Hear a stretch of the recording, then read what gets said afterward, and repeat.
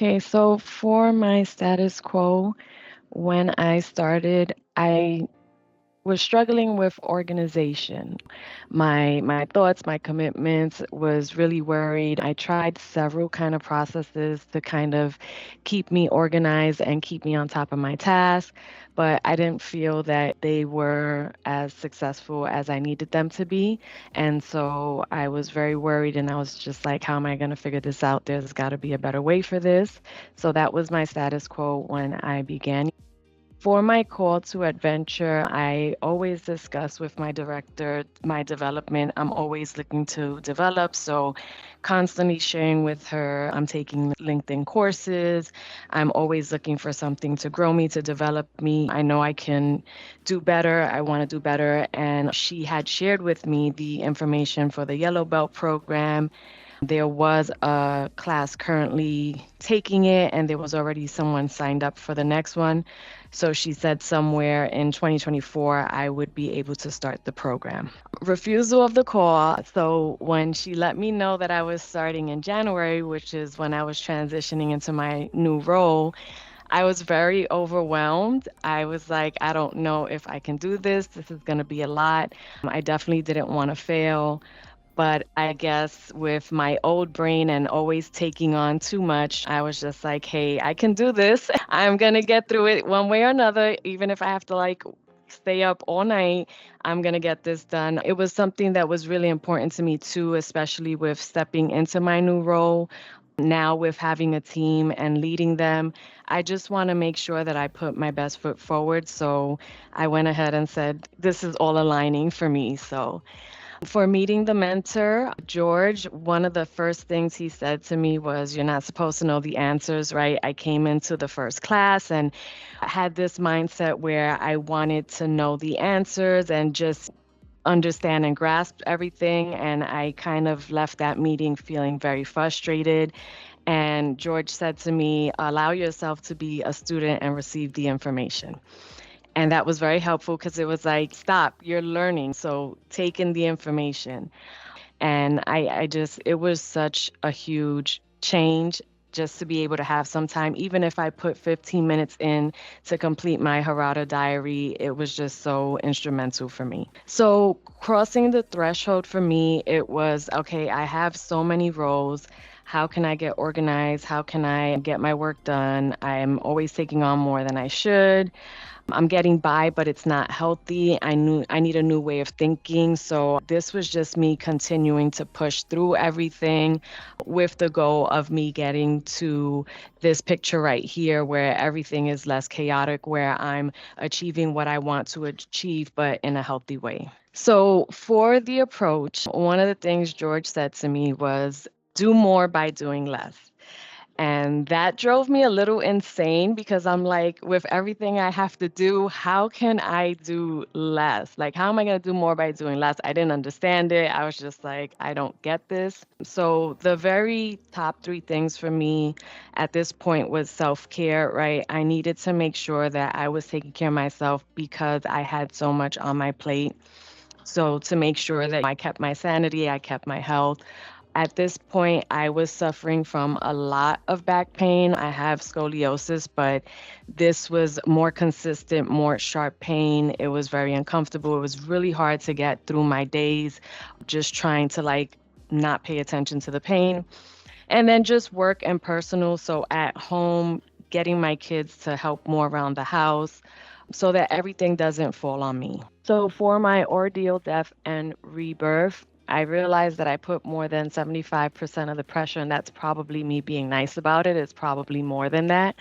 My performance would be better if I didn't put as much pressure on myself. So, reward seizing the sword. The sword is knowing it's okay. Just see 1 week in front of me. So, my sword is my mural, which one helped me to develop my goals and then to break down my goals. Like I knew what my goal was, I knew where I wanted to get to, but I didn't know how to get there. And my problem is there's never like the meat in between it. It's I'm here, I have to get to there. How do I jump over there? And so this kind of slowed my thinking, which is in fact very painful to stop and really just think about the step that you have in front of you, where you are, and then just the next little step that you're going to take. So this was very instrumental for me. The road back was applying this with my number one team, my family. They are just my reason for everything. And if I don't have it together here, I will not have it together in any other aspect of my life, because this is what really matters. So, implementing the chore chart and implementing a weekly schedule. The most amazing one was implementing game night. It's just been amazing sharing this journey with them, having their support, them seeing how stressed I was and saying, "You got this, don't worry, like you can do this, you're amazing." So, definitely just applying this with my family. So, resurrection, one thing that I will always remember, one phrase that's always going to stick with me, stand out with me, I'm probably going to have a plaque made of it, is a little better every day. I, of course, with putting the pressure on myself, I wanted to be able to get this material and information from George, especially the tools that he gave me. And I just wanted to immediately get to them every single day, which isn't really realistic. I need to give myself time, right? I already have habits that I've formed that I follow every day, and I kind of have to go back, break those habits. And so just reminding myself that I'm just striving for a little better every day, and that is more than rewarding. So returning with the elixir, I put a lot of the tools on here. I'm going to say my number one is going to be my Harada daily diary. It just helps me to set up my day. I know where it's going, but the biggest part for me is reflecting at the end, seeing what I felt didn't go well, and actually making comments to myself. So there's a little slot to say, what would you have done differently? So really taking the time to be honest with myself, what would I have done differently, and kind of implementing those changes if I can. And if I can't, sharing them with someone else to kind of get feedback and see what I can do to make things more favorable. I have the plan, do, check, act. So now when I look at my team's projects and tasks, the first thing I do is think about the plan, do, check, act. I actually just thought about I'm going to be implementing weekly meetings, and I'm going to be using these tools and presenting it to them so that I'm visualizing everything, not only for myself, but for them, and engaging all of them all together. I have my A3 stories, which is a pattern for presenting.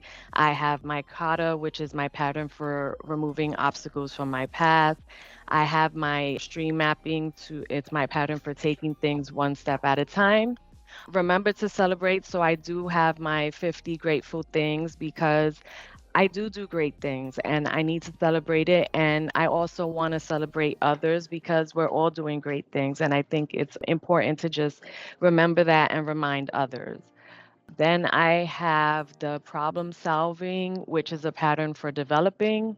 And of course, my Mosey's, finding something I can improve on every day. And then I have my yellow belt family in the middle, because they were just so supportive and instrumental through this journey. So I've included them there. And then finally, for my new status quo for today, I no longer feel overwhelmed and distant from my family.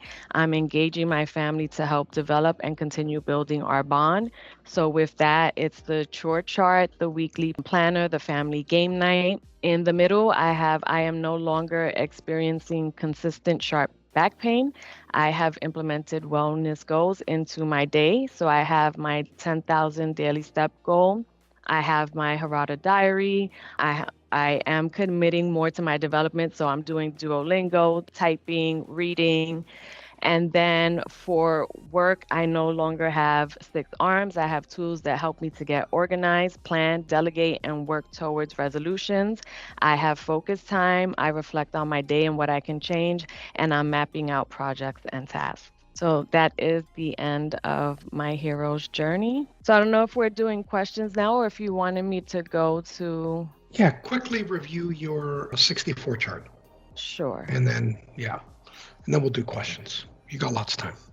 Okay. So for my 64 chart, I did change it. I did put I am the best manager leader for my team. I'm a very humble person. So what I've included in there is self-care. A lot of my goals are in here. So self-care, self-development. I have developed communication and critical skills within my family. I plan my day doing Harada diary, daily diary entry. Every week, I have completed 4 leadership courses by December. I have doubled the productivity in my department, and I incorporate vital planning elements into my goal setting.